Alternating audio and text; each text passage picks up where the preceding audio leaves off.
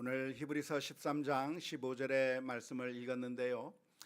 이 말씀 가운데서는 항상 찬송의 제사를 하나님께 드리라고 권면해주고 있습니다. 찬송의 제사를 하나님께 드려야 된다라고 표현하고 있는데, 여기서 말하고 있는 찬송이라고 하는 게 무엇일까요? 찬송의 제사를 드려야 한다고 했는데, 여기서 말하고 있는 찬송이라고 하는 것은 곡조를 붙여서 부르는 그런 노래, 찬송가, 찬양, 이런 것을 의미한다고 생각하기가 쉽겠지만 사실은 그런 거라기보다는 찬송의 말을 의미하는 것이죠. 감사하는 표현, 찬양하는 그런 표현, 감사하는 그런 표현, 이런 것들을 하라고 하는 그런 의미일 것입니다. 우리가 보통 이 찬송의 제사 그러면 우리가 성가대가 찬양하든지 우리가 회중이 찬양한다는 그런 의미로 이해하기 쉽지만, 찬송이라고 하는 것은 칭찬하고 감사하고 감탄하고 무엇인가를 높여드리는 그 표현 자체를 찬송이라고 말할 수가 있겠습니다. 찬송이라고 하는 것에 예를 들자고 한다면 이런 예가 있을 것 같아요. 점심시간에 어느 식당에 가서 음식을 먹었는데 그 음식이 너무나도 맛있습니다. 맛있게 먹고 나면 그러면 맛있게 먹었으니까 그것으로 끝인가요? 그게 아니죠. 그날 정말 너무나도 맛있게 먹었다고 생각이 들면 친구들하고 이야기하다가 혹은 가족들하고 이야기하다가 그 식당에서 먹었던 음식이 너무 맛있었다고 자랑을 하는 겁니다. 경험에 대해서 이야기를 하는 겁니다. 정말 맛있었다고, 지금까지 먹어본 것 중에 제일 맛있었다고 하면서 그 식당에 대해서 칭찬하는 거죠. 식당이 참 깨끗하고 식당이 참 정갈하고 음식 맛이 너무나도 좋았다고 하면서 정말 그 식당 좋다고 우리 친구들한테, 아는 사람들한테 이야기를 하게 될 것이고, 뿐만 아니라 또 어떤 사람이 있으면 데리고 가서 거기서 또 먹으려고 하는 그런 마음들이 있을 겁니다. 그렇게 참 너무나도 좋았던 경험들, 너무나도 좋았던 것을 다시 한번 생각하면서 이야기하는 것을 가리켜서 찬송이라고 이야기해요. 찬송이 무엇인가? 식당을 찬송하는 거죠. 식당을 칭찬하는 겁니다. 식당에 대해서 좋은 것을 이야기하는 것, 그런 걸 가리켜서 찬송하는 것이라고 말할 수가 있는 것이죠. 그래서 찬송이라고 하는 것은 꼭 곡조를 붙이고 노래로 만들어서 그렇게 노래해야만 찬송이 되는 것이 아니라 어떤 것에 대해서 칭찬하고 그것을 칭송하는 행위를 가리켜서 찬송이라고 할 수가 있겠는데요. 오늘 이 히브리서 13장 15절에서 우리들을 향해서 들려주시는 하나님의 권면이 무엇이냐면, 항상 그런 찬송의 제사를, 찬송하는 그런 말로 하는 그 제사를 하나님께 항상 드려야 된다라고 오늘 권면해 주고 있는 것입니다. 우리 인간들은 어떤 존재인가? 우리 인간은 사실 무엇인가를 찬송해야만 하는 존재라고 할 수가 있겠습니다.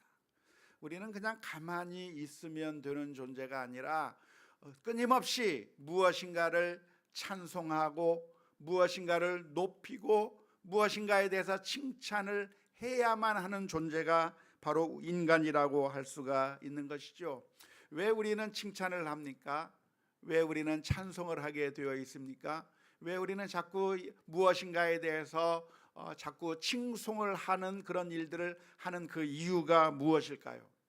왜냐하면 우리가 그렇게 칭송하고 찬송하고 무엇인가에 대해서 자랑하게 될 때, 그때 우리의 기쁨이 배가가 되고 행복하게 되고 우리의 그 마음이 너무나도 따뜻해지기 때문에 그래요.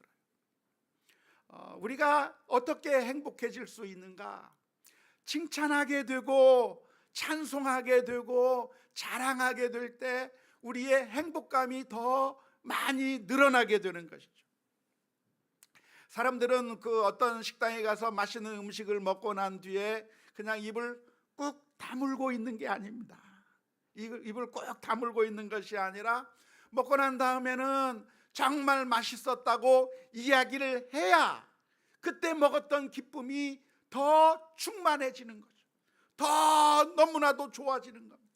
그래서 좋은 일이 있으면 입을 다물고 있을 수가 없어요. 우리 아들이 1등을 했다 그러면 그 이야기를 하고 싶어요. 자랑하고 싶어요. 그래야 기쁨이 넘치게 되는 거예요. 너무나도 행복 지수가 높아지게 되어 있는 것이죠. 무엇인가를 맛있게 먹었으면 그 맛있게 먹은 것에 대해서 이야기를 해야, 그래야 우리의 기쁨이 넘치게 되고 행복감이 넘치게 되어 있는 것이죠. 골프 치는 사람들은 어느 날 홀리런을 했다 그러면 입을 딱 다물고 아무한테도 이야기하지 아니하면 그게 오히려 고통스러운 거예요. 이야기를 해야 되는 거예요. 내가 그날 쳤는데 그게 날아가서 딱 떨어지더만 거꾸로 쏙 돌아와서 구멍 속으로 쏙 들어갔다. 그 이야기를 해야 그 기쁨이 배가 되고 즐거움이 넘치게 되어 있는 것이죠.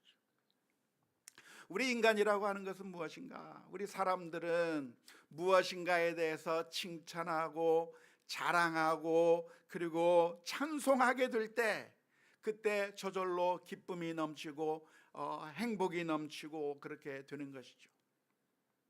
반대로 우리가 만일 어떤 것에 대해서 불평하고 비난하기 시작하면, 무엇에 대해서 욕을 하고 그렇게 하게 된다고 한다면 그 인생은 정말 힘들어져요. 불평을 말하고 비난하고 안 좋은 것에 대해서 이야기하면 좋아지는 것이 아니라 내 자신이 너무나도 힘들어지는 거죠. 기쁨이 사라져버리게 되는 겁니다. 행복감이 사라져버리게 되는 것이죠. 삶이 고통스러워질 수밖에 없는 것이죠. 그래서 우리 인생은 어떤 인생인가? 우리 인생은 반드시 무엇인가에 대해서 칭찬하고 그리고 감사하고 자랑하는 것을 통해서 우리가 기쁨이 생기고 행복이 넘치게 되어 있는 그런 존재가 우리 인생이라고 할 수 있겠습니다. 그런데 그 찬송을 누구에게 해야 되는가? 찬송을 무엇에 대해서 찬송을 해야 되는가? 우리가 어디에 그 찬송의 주제를 삼아야 되는가? 오늘 히브리서 13장 15절의 말씀 다시 한번 보면 이렇게 표현하고 있습니다. 그러므로 우리는 예수로 말미암아 항상 찬송의 제사를 누구께 드리자? 하나님께 드리자. 우리가 찬송을 할 때 누구에게 찬송을 해야 될 것인가? 하나님께 찬송을 올려드리자. 우리가 기뻐하고 우리가 감사하고 우리가 칭찬하는 그 대상을 누구로 해야 되는가? 하나님을 찬송하고 하나님을 기뻐하고 하나님을 노래하고 하나님께 영광 올려드리는 그런 삶을 살아야 한다고 오늘 히브리서 13장에서 말씀해주고 있는 것이죠. 왜 우리는 그 찬송의 대상을 하나님으로 삼아야 할까요? 그것은 하나님만이 완전하시기 때문에 그렇습니다. 이 세상의 모든 것에는 완전한 것이 아니라 다 한계가 있고, 그리고 장점만 있는 것이 아니라 단점도 있고 여러 가지로 부족한 것일 수밖에 없습니다. 우리가 만족하기는 하지만 얼마 지나지 않아서 이내 실망해 버리는 게 오늘 우리 이 세상에 존재하는 모든 것들의 한계라고 말할 수 있는 것이죠. 예를 들어서 식당의 한 음식도 정말 맛있다고 생각을 했었지만, 그러나 그것이 항상 맛있는가 하면 그렇지 않아요. 정말 맛있는 맛집이라고 해서 찾아갔는데, 그런데 수많은 사람들이 그렇게 칭송하는 것과는 달리 가서 먹어보니까 별로예요. 굳이 여기까지 와서 먹어야 될 필요가 있었을까? 이렇게 기다리면서 와서 먹어야 될 필요가 있었을까? 의심스러운 경우도 많이 있고, 친절하지 못하기도 하고 그러면서 정말 기대를 하고 갔지만 소문난 잔치에 먹을 게 없다고 하는 그런 말처럼 오히려 그냥 별로 기분이 좋지 못한 씁쓸한 그런 감정을 가지고 나오게 되는 경우가 얼마나 많이 있는지 모릅니다. 뿐만 아니라 맛있게 먹었던 그 집도 두 번째 가서 먹을 때에는 첫 번째 먹었을 때의 그 기쁨과 그 감격에 미치지 못해요. 처음 먹었을 때는 정말 맛있었는데 그래서 정말 맛있어서 또 갔는데 그 다음에 가면 처음에 먹었을 때의 그 맛과 그 기쁨과 감격에 미치지 못해서 한계 효용의 법칙을 실감하게 되는 그런 경우가 많이 있는 것이죠. 그런데 그게 바로 이 세상 모든 것이 가지고 있는 것들의 한계라고 말할 수 있겠습니다.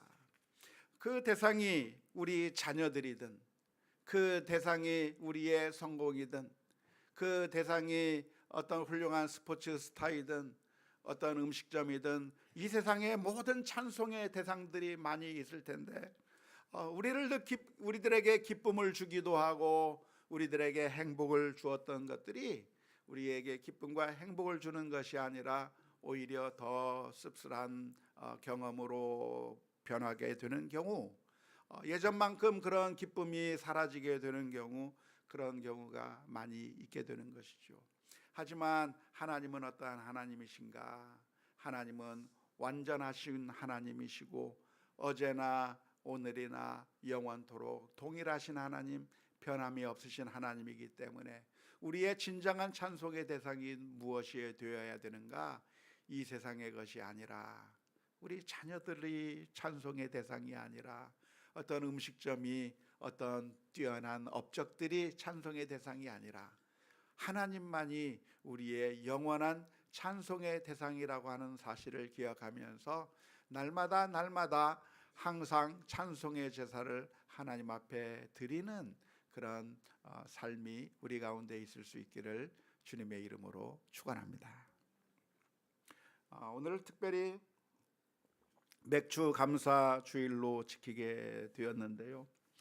오늘날 우리가 대부분 농사를 짓지 않기 때문에 별로 큰 마음에 와 닿지는 않을 수 있겠습니다마는 1년의 반절을 보내면서 하나님께서 우리들에게 베풀어 주신 은혜와 사랑을 발견하면서 하나님의 은총을 생각해 보면서 감사하고 그 감사를 하는 가운데 기쁨과 감격이 넘치고 행복이 넘치는 그런 경험을 하는 것이 중요할 것입니다. 사실 그런 의미에서 우리가 하나님을 찬양하게 되면 우리의 기쁨과 행복이 배가가 되고 더 완전해진다고 하는 사실을 생각해 본다고 하면 하나님을 찬송하는 것은 하나님을 위한 것이라기보다는 사실은 우리 자신을 위한 것이라고 할 수가 있는 것이죠. 그래서 우리가 늘 하나님을 찬송하며 살아야 할 것인데요, 오늘 말씀에서 우리가 찬송할 때 언제 찬송해야 되는가, 언제 찬송의 제사를 드려야 되는가에 대해서 말하면서 항상 찬송의 제사를 드리라고 말하고 있습니다. 항상이라고 하는 말은 좋은 일이 있을 때뿐만이 아니라 그렇지 못할 때에도 찬송의 제사를 드려야 한다고 하는 것인데요, 왜 좋은 일이 없다고 할지라도 그냥 아무것도 없는 그냥 평범한 그냥 일상과 같은 그런 삶 가운데서도 왜 우리는 하나님을 찬송해야 하는가? 왜냐하면 그 어떠한 상황에서도 하나님의 사랑이 변하지 않기 때문에 그렇습니다. 마치 부모님들이 자녀들을 사랑하는 것이 변하지 않는 것처럼 언제나 똑같이 자녀들을 사랑하는 것과 마찬가지로 하나님께서 우리를 사랑하시는데 어떤 상황에서 사랑하시는가? 늘 언제나 어떤 상황에서든지 기쁜 일이 있을 때뿐만 아니라 힘들고 어려운 상황에 있을 때라도 하나님께서는 한결같이 우리를 사랑해 주신다고 하는 사실을 기억하면서 찬송의 제사를 하나님 앞에 드려야 할 것입니다. 구약성경에 보면 시편 136편에 보면 거기에 하나님께 감사하고 하나님을 찬송해야 된다고 하는 이야기를 하면서 쭉 감사할 이유들, 하나님을 찬송할 이유들에 대해서 쭉 열거해 놓은 시편이 시편 136편의 말씀입니다. 그런데 그 시편 136편 1절에 보면 이렇게 이야기하고 있어요. 여호와께 감사하라. 그 감사할 이유가 무엇입니까? 그는 선하시며 그 인자하심이 영원하미로다. 우리가 하나님께 감사해야 되는데, 하나님께 찬송해야 되는데 왜 그렇게 해야 되는가? 하나님의 그 사랑이, 그 하나님의 인자하심이 영원히 계속되고 있기 때문에 하나님을 찬송해야 한다. 그것이 바로 하나님을 찬송할 이유라고 이야기하고 있는 것이죠. 그러면서 26절까지 감사할 이유들에 대해서 하나씩 하나씩 열거하고 하나님이 어떠한 일을 베푸셨는가에 대해서 쭉 열거하고 있는데, 그 열거한 것 가운데 어떤 내용도 들어있냐면 16절의 말씀에 보면 이런 말씀이 기록되어 있습니다. 그의 백성을 인도하여 광야를 통과하신 이에게 감사하라. 그 인자하심이 영원하미로다. 이스라엘 민족이 광야를 통과해야 했던 그 시절은 사실 좋았던 시절이라고 말하기는 어려울 겁니다. 광야라고 하는 것은 어떤 것인가? 물이 없고 간조한 땅이고 먹을 것을 찾기 어려운 땅이고, 그곳에는 햇빛과 그런 걸로 인해서 무척 무더운 상태에서, 그리고 밤에는 너무나도 추운 그런 상황 가운데서 힘들고 어려운 고난의 길을 통과하던 때가 광야 시절이었다고 할 수 있을 텐데요. 놀랍게도 시편 136편에서는 무슨 이야기를 하냐면, 하나님께서 이스라엘 민족을 광야 가운데 통과하게 만드신 그 상황 가운데서도 감사하라 이야기하고 있어요. 그 가운데서 하나님의 은혜가 없었던 것이 아니라 하나님의 은혜가 있었던 것이죠. 만나와 메추라기로 먹이시고 반석에서 물을 내시고, 또한 구름 기둥과 불 기둥으로 지켜 보호해 주시고, 또한 대적으로부터 지켜주시는 그 하나님의 놀라운 역사가 없었던 것이 아니라 아무리 힘들고 어려운 상황 가운데서도 하나님의 은혜가 있었기 때문에 하나님의 인자하심이 영원하고 보호하심이 선하심이 영원하시기 때문에 감사할 수 있다고 하는 겁니다. 뿐만 아니라 시편 136편 23절의 말씀에서도 이런 표현이 있습니다. 우리를 비천한 가운데서도 기억해 주신 이에게 감사하라. 그 인자하심이 영원하미로다. 우리가 영화로운 관을 쓰고 있을 때, 왕좌에 올라가 있을 때, 그럴 때만 하나님께서 기억해 주신 것이 아니라 저 비천한 곳에 처박혀 버렸을 때, 마치 다윗이 사울 왕에게서 쫓겨나가서 아둘람 굴 속에 들어가 있을 때, 정말 힘들고 어려운 그런 상황 가운데, 상황을 보면 비천한 상황 가운데 들어가 있는 것 같지만, 그러나 그러한 비천한 상황 가운데서도 하나님의 사랑이 없었는가? 그게 아니라 하나님의 인자하심이 계속되기 때문에 그 인자하심을 기억하며 하나님을 찬송해야 한다, 하나님을 감사해야 된다 말씀하고 있는 것입니다. 하나님의 인자하심은 변하지 않기 때문에 어떠한 상황 가운데서도 늘 감사하고 찬송해야 한다는 것이죠. 왜 우리는 찬송을 드려야 됩니까? 뿐만 아니라 히브리서 13장 15절에서는 예수로 말미암아 하나님께 찬송의 제사를 드려야 한다고 이야기하고 있습니다.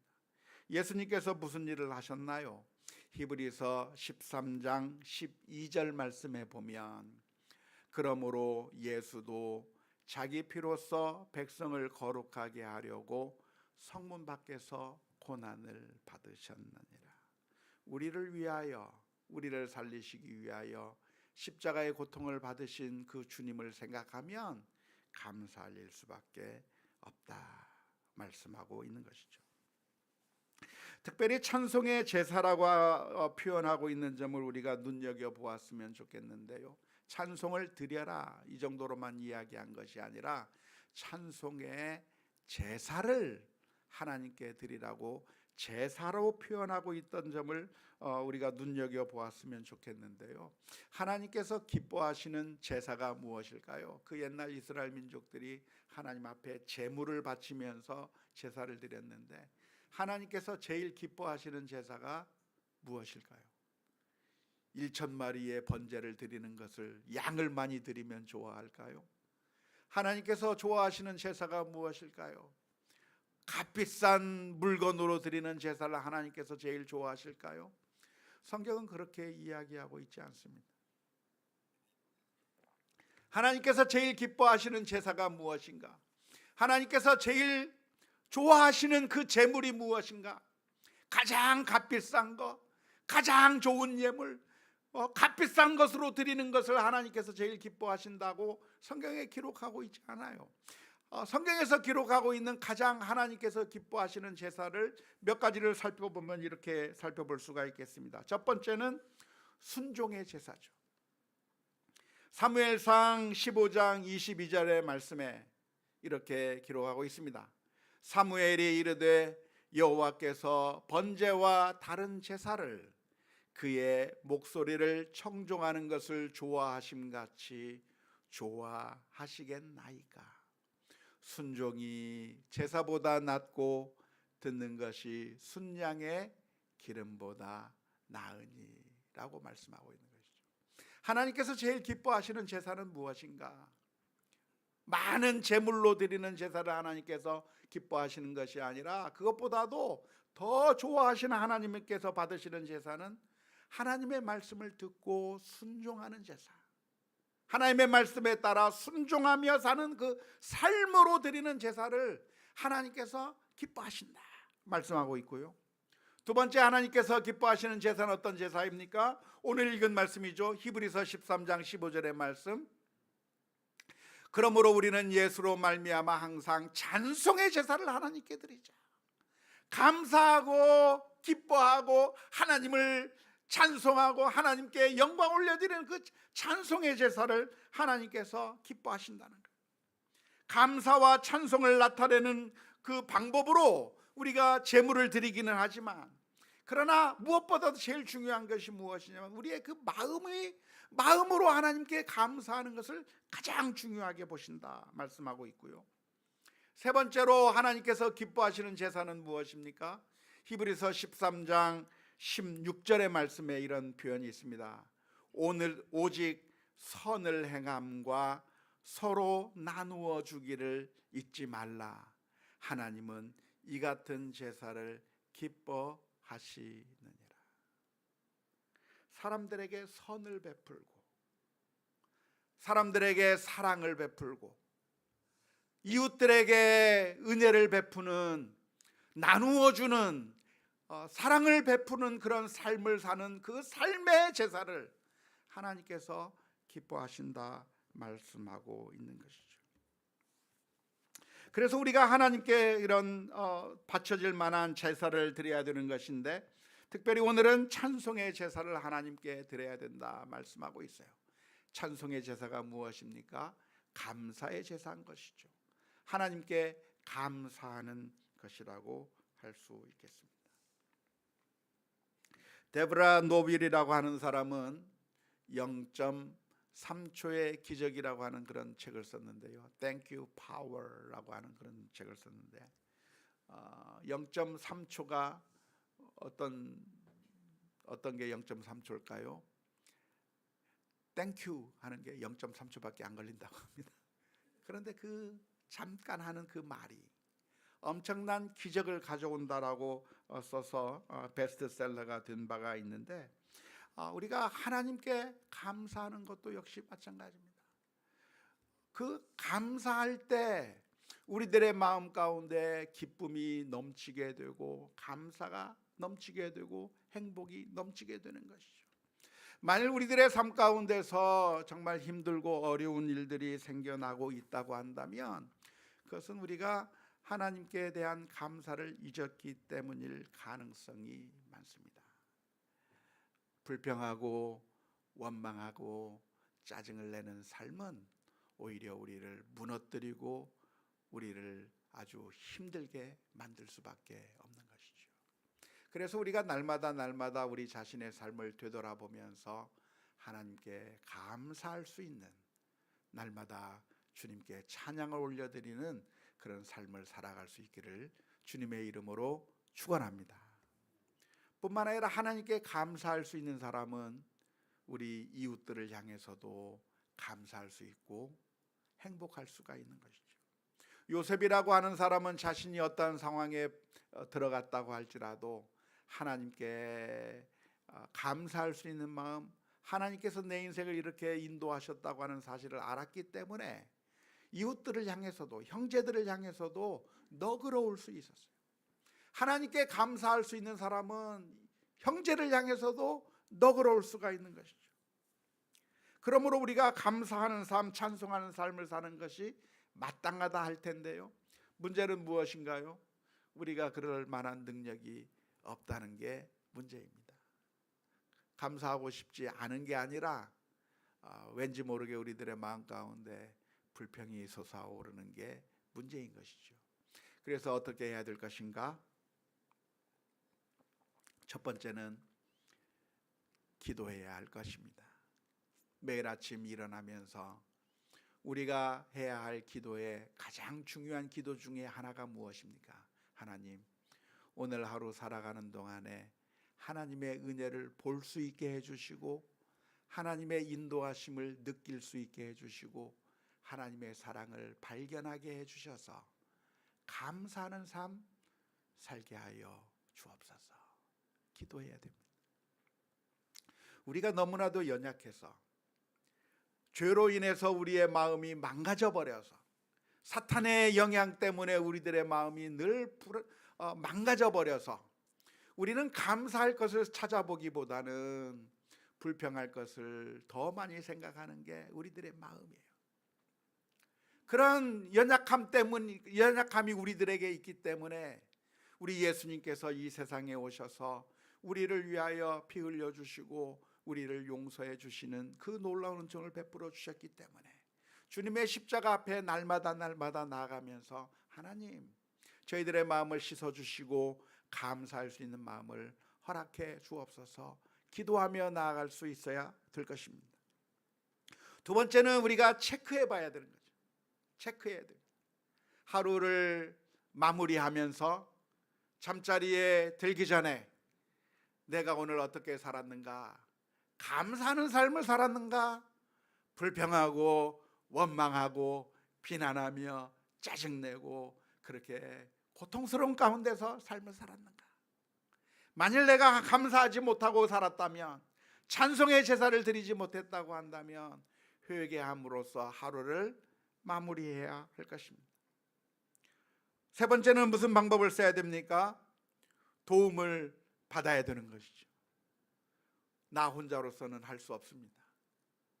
그렇기 때문에 우리에게 공동체가 주어져 있는 것인데요, 우리 공동체 사람들에게 서로 부탁을 해야 되는 거예요.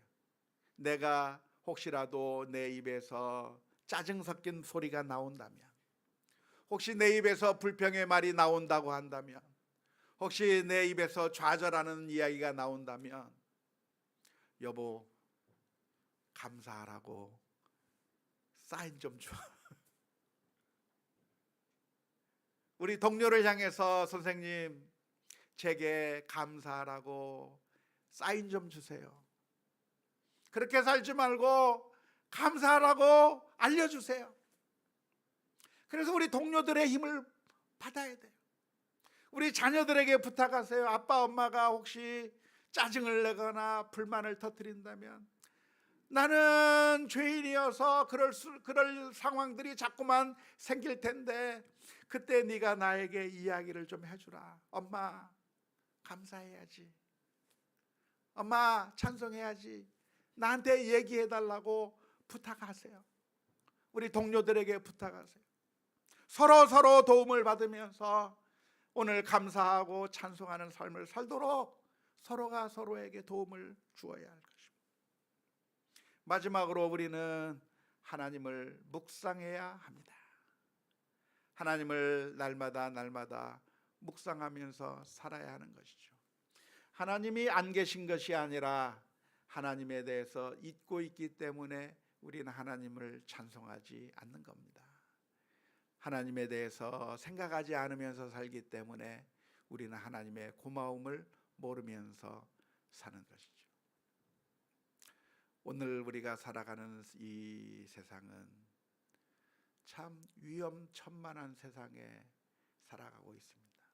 여기저기서 화재로 인해서 목숨을 잃었다고 하는 소식들, 여기저기서 사고로 인해서 다쳤다고 하는 소식들, 이 사람이 쓰러지고 저 사람이 쓰러지고, 정말 언제 어디서 폭탄이 터질지, 언제 어디서 지뢰가 터질지 모르는 그러한 정말 위험한 상황 가운데서 우리가 살아가고 있는데, 오늘 이 자리에 앉아서 감사하고 예배할 수 있는 것도 하나님의 은혜임을 기억하면서 날마다 감사의 찬송, 찬송의 제사, 입술의 거룩한 열매들이 우리들의 삶 가운데서 넘쳐날 수 있기를 주님의 이름으로 축원합니다.